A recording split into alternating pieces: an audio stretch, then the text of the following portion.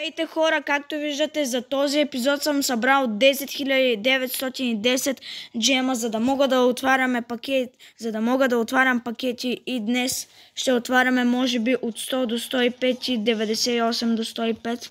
Ето сега това ще е първият пакет, който ще отворим. Виждате, от 100 до 105 може да ни се падне Мбапе, Неста, Руи Коста, Жерзиньо.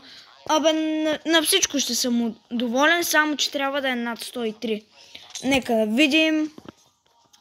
Сега тук ми дава някакви слабаци. Сега, нека да видим този пакет. Отваряме и дано да имаме късмет. Така. Франция? Мбапе? Не, лъва. Астън Вила. Не. Ужас.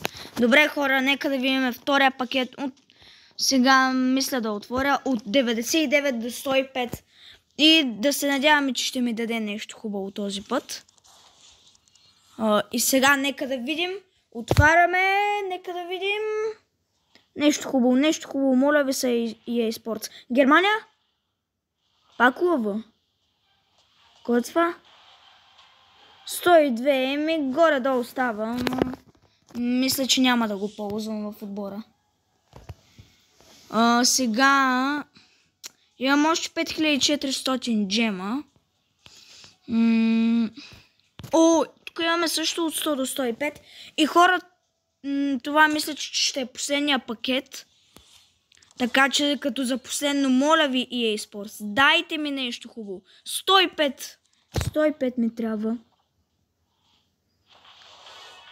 Така, Франция. Монако. Не. Ужасни пакове, хора. EA Sports, просто нямам думи за вас. И да, хора, това ще е видеото. Видяхте, нищо хубаво не ми се падна. И да.